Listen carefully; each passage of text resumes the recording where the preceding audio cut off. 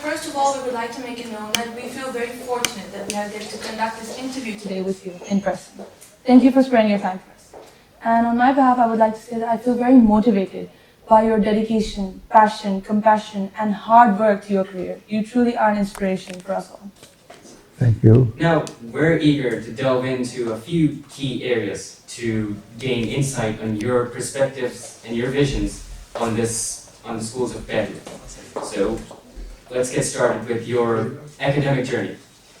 What was your academic journey like? Very, very tough and very, I would say, rewarding also. I belong to a small village between Abbottabad and Haveliya, Kokal. That name is after a Rani, Sikh Rani. They all occupied that area, Sikhs, in 45, 46, something like that. And the Raja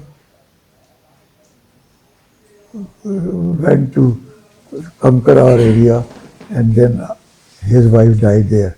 Her name was Kokal, so that name of village is Kokal. Were there any significant experiences that were memorable, that had an impact on your life? Yes, there. One is that my mother died when I was only about 6 years old, I think class 1, and she died of TB. There was no cure of that disease in the world. Qaid-e-Azam also died. It was very fatal disease. And I really, at that time, I was totally, I never knew what I should do, I was a small boy, so this effect kept in mind ever since. And I promise that whenever I get some opportunity, I'll build a hospital in my village, which I did, and I think it's running very well, free hospital. Oh, that's wonderful. Sir, we have also heard about your remarkable services in the Pakistan Navy. I'm a bit curious to know what propelled you to join the Navy as a young boy. There was nothing prepared. After matric, I was looking for a job, and this team came to our college, and that's where I got inducted as a boy. Sir, you are a man of great integrity and you're admired by everyone. So let's talk a bit about your life as the Vice Chief Executive of Bahria. I mean, obviously, you're a man of great ambition. So what future initiatives have you planned for the education of Bahria? This is a very long question and has a very long answer. But in short, I must tell you that I joined Bahria town not as a choice, but as in that position in Navy I was the head of Bahria Foundation of this area, from here to Lahore, all that area, and Navy joined Malik Riaz in this venture, and that's the reason that they were called Bahria Town. Yeah, this program was called Bahria Town. I was the chairman of Bahria Foundation North, and therefore I became, by virtue of that appointment, as the chairman of Bahria Town also. I joined as a chairman, and when Navy left, I also left. But Malik Riaz with his missus came to my house and said that we want your services. I said I cannot till Navy allows me to do it. So he went to the chief and got permission that he can do, after retirement he can do whatever he wants. So I continued in Bahria Foundation, Bahria Town, as at that time advisor to Malik Riaz. That was my first official appointment in Barrytown. Before that, it was virtue of appointment.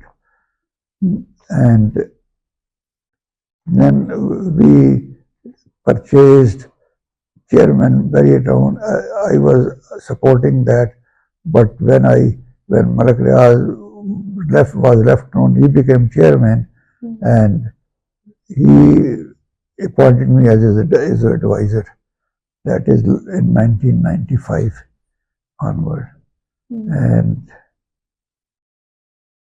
there are certain things that I don't want to miss into. Then I think our first project was this Safari Villas in Bahria.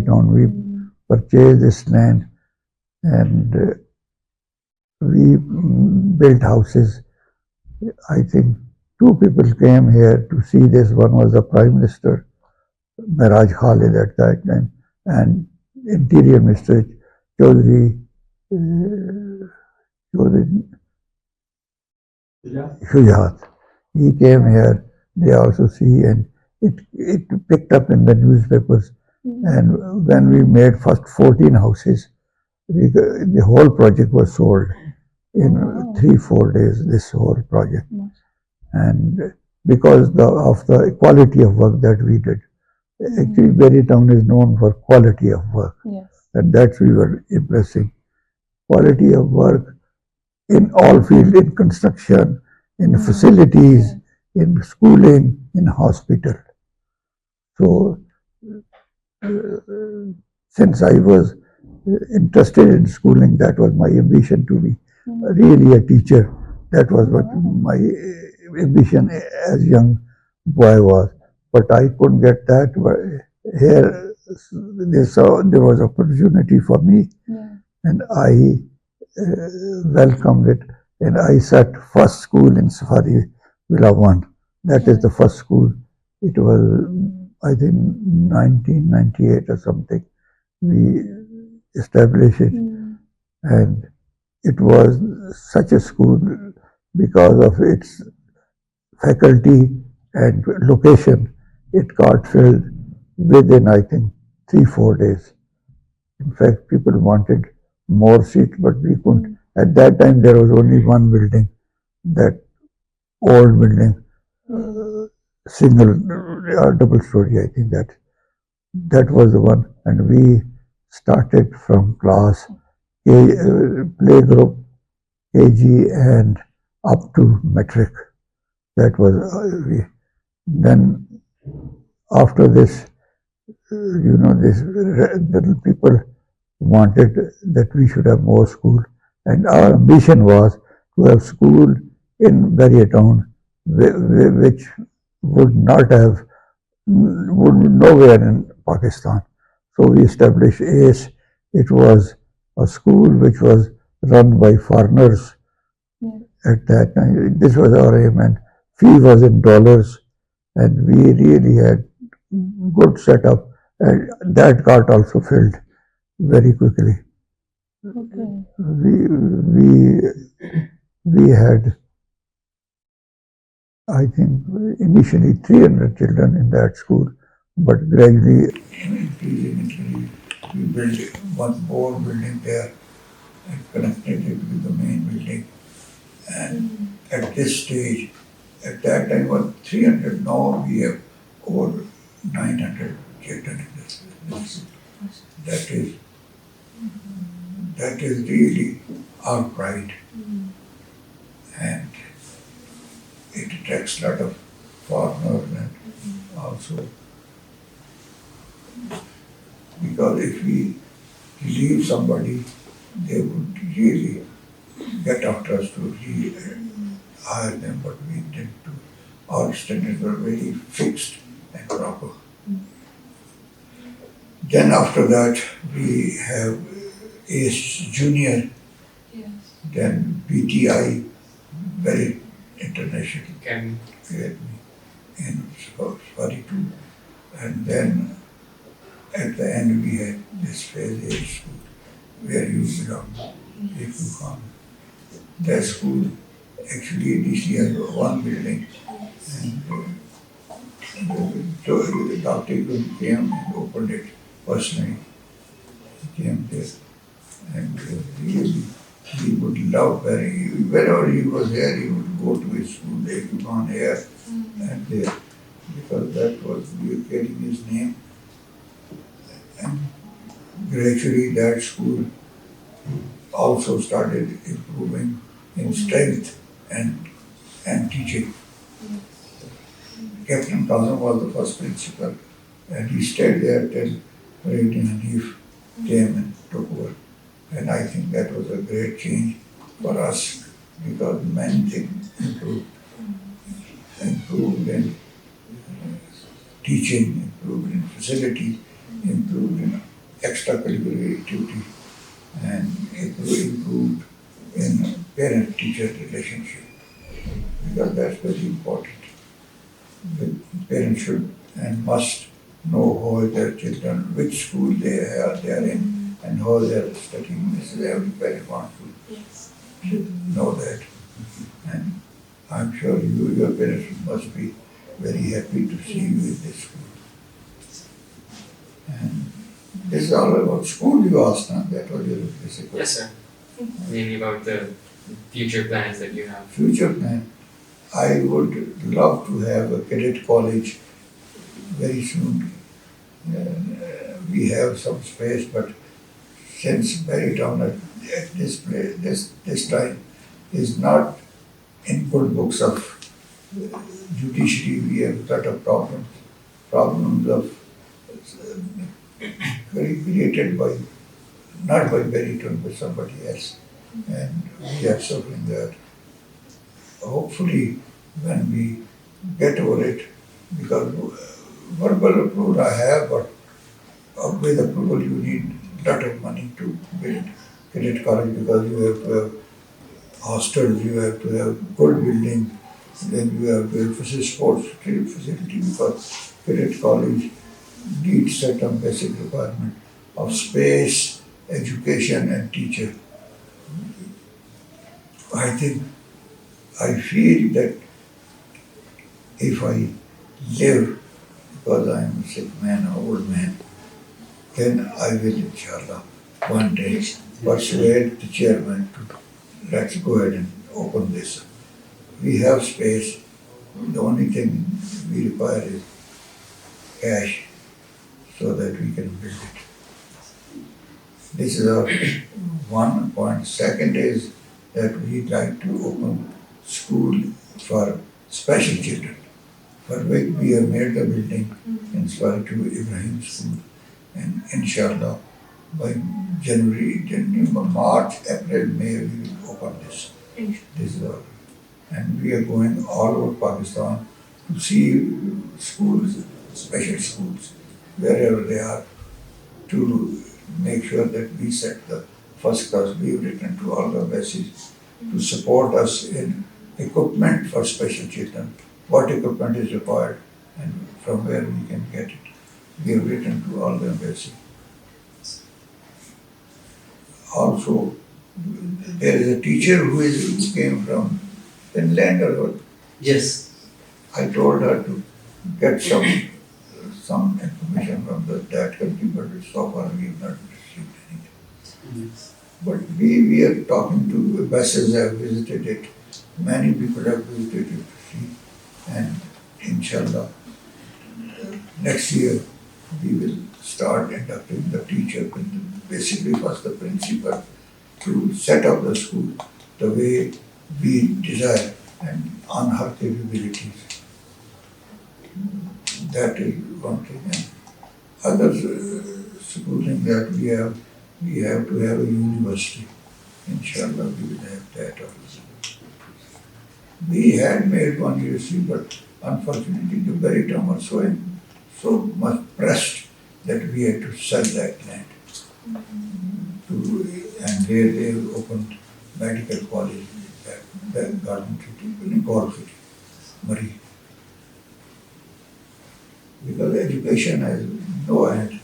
It keeps depending. It has many factors. You have to have medical college for doctors. That we are also trying to have. Then paramedical teaching schools.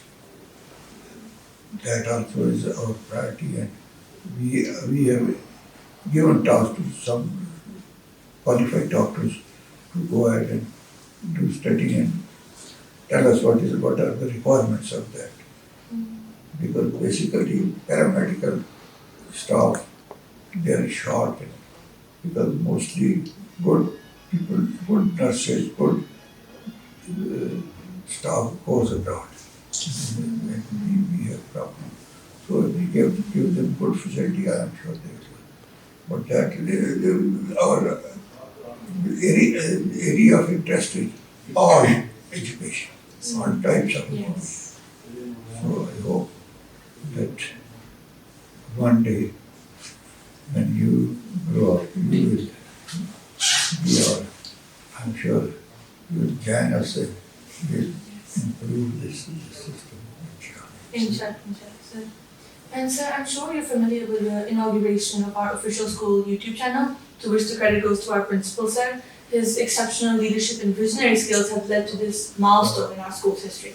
So my question is, do you believe that technological advancement education plays a fundamental role in the learning of students? Yes, there is no question. There is no question, yes, that's true.